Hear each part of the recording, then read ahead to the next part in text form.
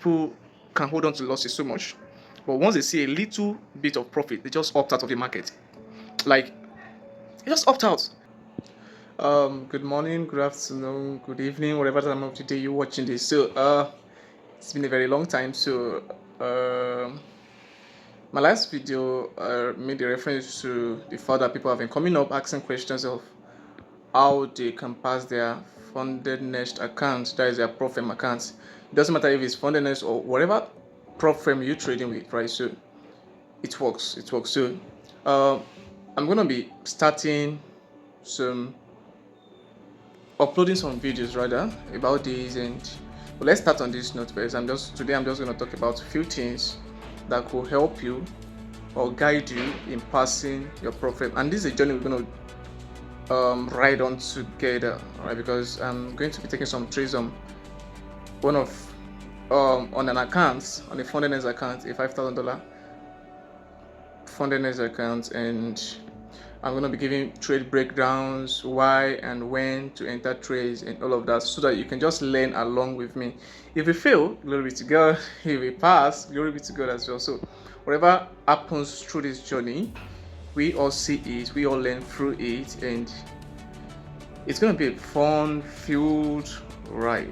So let's get started. As you all know, our custom here is that we pray first. So thank you, Father, for how far you've been faithful to us. Thank you for every one of us on this platform for helping us thus far in all our endeavors.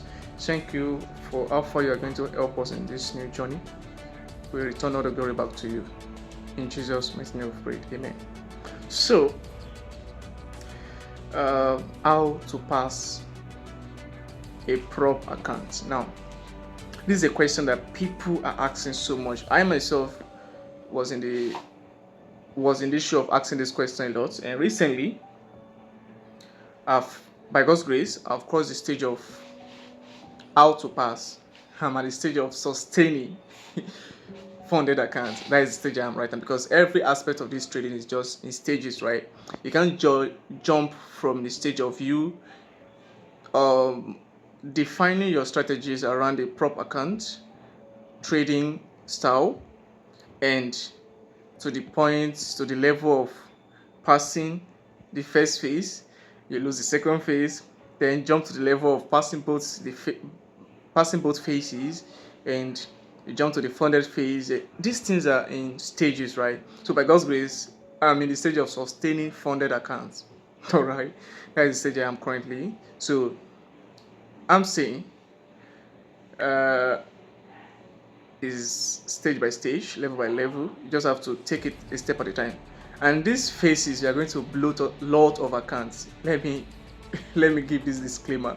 You are going to blow a lot of prop firm accounts, right? So, and that's why it's advisable you use funds that you can afford to lose to get accounts. They are cheap, right? So you use funds you can afford to lose to get accounts that your emotion is not too attached to. So number one, how do you pass your prop account? Number one, define your strategy. You have to define your strategy. So this is very, very essential, right? And in defining your strategy, it comes with, how many numbers of pairs am I going to trade? What sequence of lot size am I going to be using on this account? So personally, I think last year, to those that watch my videos know that I was trading GU a lot. At the point I moved to oil, and right now this year I've been focusing only on gold. And I'm talking about defining your strategy. It comes with this, right? You have to know numbers of pairs you're trading, the consistency on your lot sizes as well. So personally, I trade gold. I've been trading gold throughout this year. I've bought courses on gold, learned a lot on gold, and I've passed few accounts on gold as well, and I've lost few accounts on gold as well. So redefining your strategy comes with all of this. It comes with all of this, understanding the markets and all of that. So number one, you have to define your strategy. On what time frame does your strategy works perfectly? During news hours, does your strategy work with it? And what lot size do you think is preferable to be used with your strategy? Also, what risk to reward ratio are you going to use? So redefining your strategy combines a lot of stuff, right? It combines a lot of other subtopics under it. I just mentioned I just mentioned risk to reward right now. Personally, trading gold for me, I realized that I can't be doing the way I was doing back then on GU. I had to be waiting for 200 pips, 300 pips on the minimum as my TP and risking 100 pips. Right? If you're familiar with pips, you should know what I'm saying. It means if I'm using 0.1 lot size on an account on a trade, that means I'm risking 100 pips, which is $100, to get at least 200 pips to 300 pips, which is $300 to $300. That is 1 to 2, 1 to 3 reward ratio. So redefining your strategy comes with all of this. So you have to really work on this. That's number one. Number two, what entry models are you going to work with? Because sincerely, trading prop firms is slightly different from personal account based on risk management. You're working with daily drawdowns and overall drawdowns and all of that, so slightly different. So you have to really define all of this. So your entry models, you have to stick with it. If it's not working out, you have to just calm down, wait for the market. So this helps you to be patient enough for the market. So in this, you aren't chasing the market, because if you don't know your entry models, you just want to jump into the market and just boom. I feel I should buy and you buy. I feel I should sell and you sell. And doing this, you are going to blow your account faster. You are going to blow your account faster. So firstly, I said define your strategy, know what kind of strategy you're using.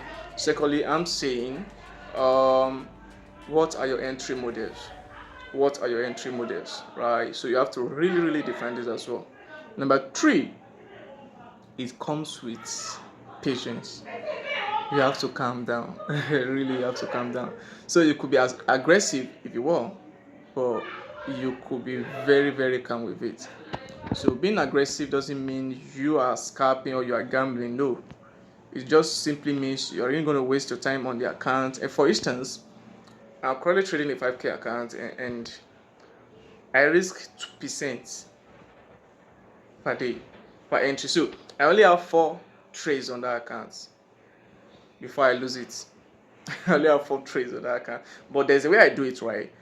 For my first trade to second trade, I risk 2%.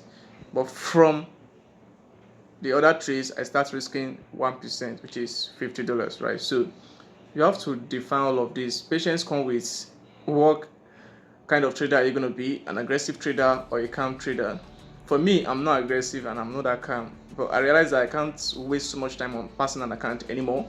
If you're going to lose an account, the duration of time you spend on it doesn't really matter or define the fact that you're going to lose it or you're going to pass it. So why not just do it?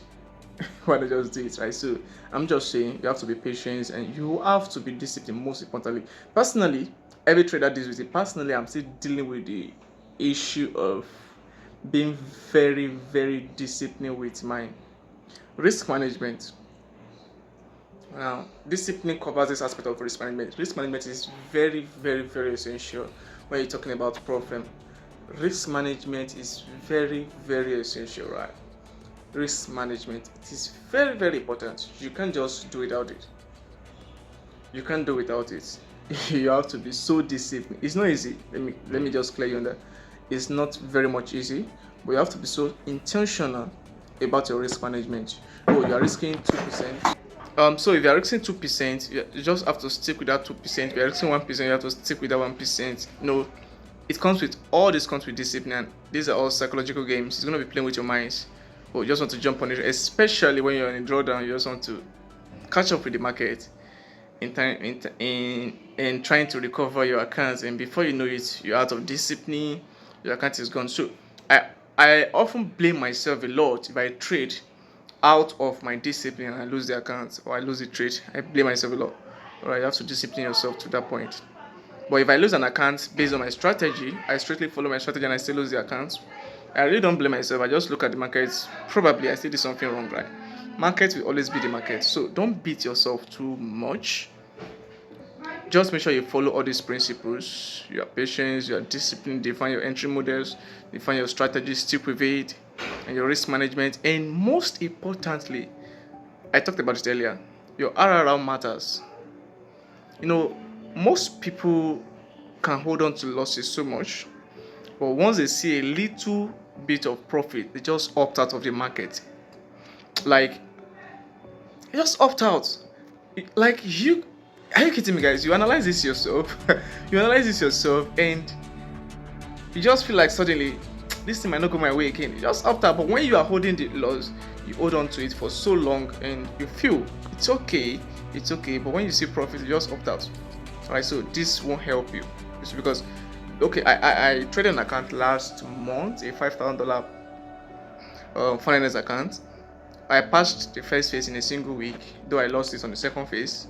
Now, passing the first phase, it took me how many trades? My first two trade were on drawdowns, $100. That is $20. I already lost about 4%. So it took me about just 3 to 4 trades to recover and pass the account. That is the idea of risk to reward. But my risk to reward were now increasing. I was risking $70 to make $150, $200, like that. That was what helped me and boosted the account. So risk to reward is very, very, very important. You have to really stick with it. Especially this with discipline, Lord, guys. It doesn't make sense. In fact, I lost a trade last week whereby I was on profit. In fact, the phase 2 of that account I said I lost, I was on a profit of $100. Well, I didn't close and I don't set break evens anymore until I have up to at least 200 pips floating. I don't set break even. That is my kind of 150 to 200 pips break even. That is how I set it these days. So that was just 100 pips movement to my direction. So I didn't set break even and I still lost that trade. So this is it. It was a risk reward something, right? It's either a loss or a profit. That is it for me. I've been so deliberate about training myself on this lately, and believe me, it's been working. So a quick recap of this: define your strategy, define your entry models, be patient, be disciplined, and this comes along with risk management. Be disciplined on your risk per day, risk per trade, whatever it's going to be, and most especially, or most importantly, your risk to reward. You have to really define it so much and stick with it. Don't hold so much loss and cut off your profit. It could be very painful. Alright, so as we progress in this, I'm going to be sharing more light on all of this one by one. So thank you for hanging up with me to this time, and hope you learned something. Drop your questions in the comment sections and I'm going to attend to every one of them. Thank you very much. Don't forget, my name remains TopFS26. Thank you very much.